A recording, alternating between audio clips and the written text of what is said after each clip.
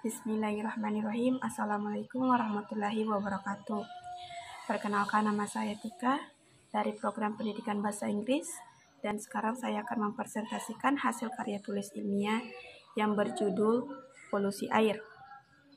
Sebelum itu, marilah kita panjatkan puji dan syukur kepada Allah Subhanahu wa Ta'ala yang telah memberikan kita kesempatan, dan salam serta salawat tak lupa kita kirimkan kepada baginda Rasulullah Shallallahu Alaihi Wasallam yang telah membawa kita dari alam yang gelap menuju alam yang terang benderang seperti yang kita rasakan sekarang ini. Baiklah, saya akan menjelaskan tentang polusi air. Polusi atau pencemaran air adalah suatu perubahan keadaan di suatu tempat penampungan air seperti danau, sungai, lautan, dan air tanah akibat aktivitas manusia. Danau, sungai, lautan, dan air tanah adalah bagian penting dalam siklus kehidupan manusia dan juga merupakan salah satu bagian dari siklus hidrologi.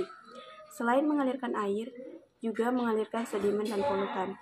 Berbagai macam fungsinya sangat membantu kehidupan manusia. Kemanfaatan terbesar danau, sungai, lautan, dan air tanah adalah untuk irigasi pertanian, bahan baku air minum sebagai saluran pembuangan air hujan dan air limbah. Bahkan sebenarnya berpotensi sebagai objek wisata. Dalam Peraturan Perundangan Nomor 20/1990 tentang pengendalian pencemaran air didefinisikan sebagai masuknya atau dimasukkannya makhluk hidup, zat, energi, dan atau komponen lain ke dalam air oleh kegiatan manusia sehingga kualitas dari air tersebut turun hingga batas tertentu yang menyebabkan air tidak berguna lagi sesuai dengan peruntukannya. Pasal 1 angka 2. Kemudian bagian B, yaitu penyebab pencemaran air.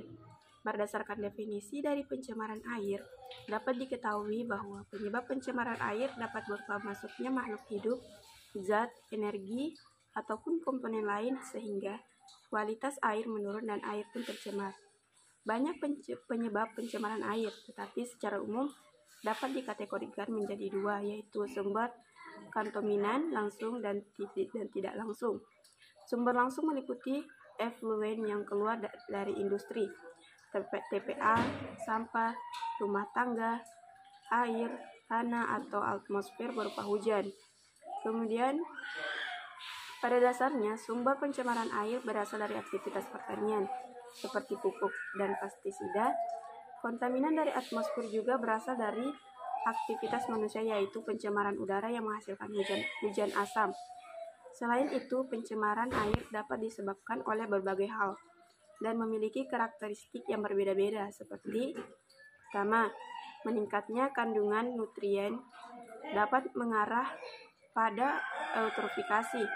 Kedua, sampah organik seperti air comberan menyebabkan peningkatan kebutuhan oksigen pada air yang menerimanya yang mengarah pada berkurangnya oksigen yang berdampak parah terhadap seluruh ekosistem.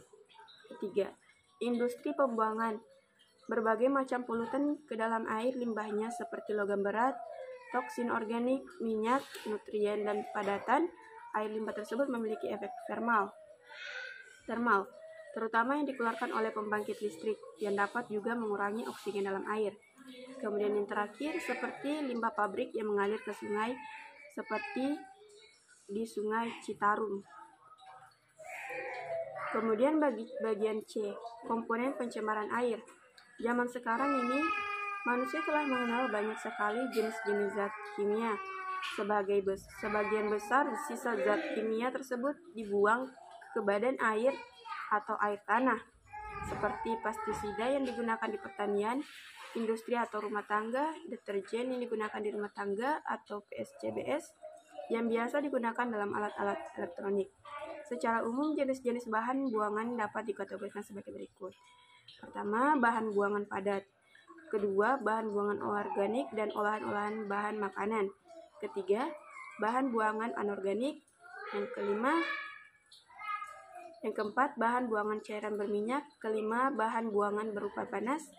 Yang terakhir, bahan buangan zat kimia.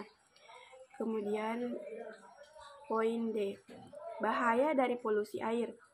Bibit-bibit penyakit berbagai zat yang bersifat racun dan bahan radioaktif dapat merugikan manusia. Berbagai polutan memerlukan O2 atau oksigen yang pengurainya untuk penguraiannya. Jika oksigen kurang, penguraiannya tidak sempurna dan menyebabkan air berubah warnanya dan berbau busuk.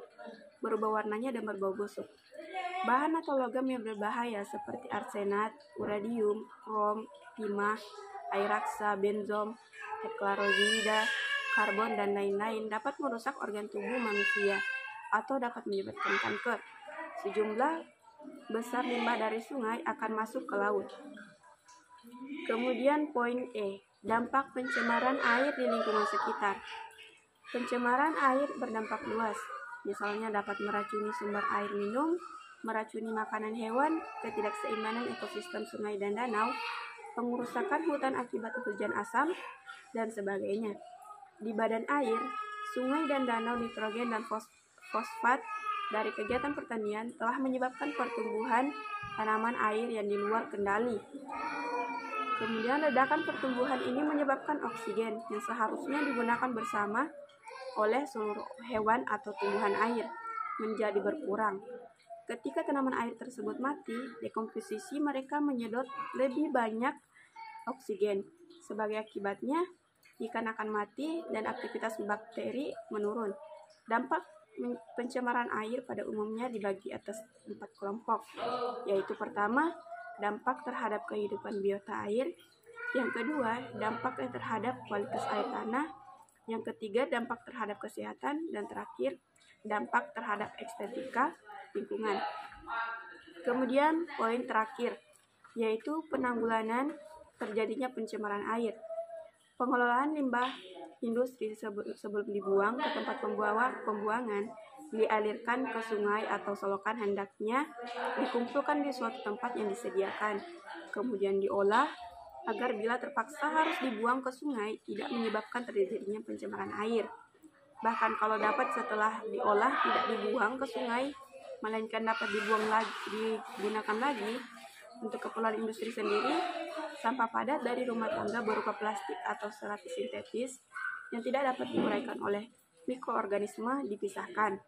Kemudian diolah menjadi bahan lain yang berguna, misalnya dapat diolah menjadi keset. Sampah organik yang dapat diuraikan oleh mikroorganisme dikubur dalam lubang tanah. Kemudian kalau sudah membusuk dapat digunakan sebagai pupuk. Baiklah, hanya itu yang bisa saya sampaikan dari tentang judul polusi air.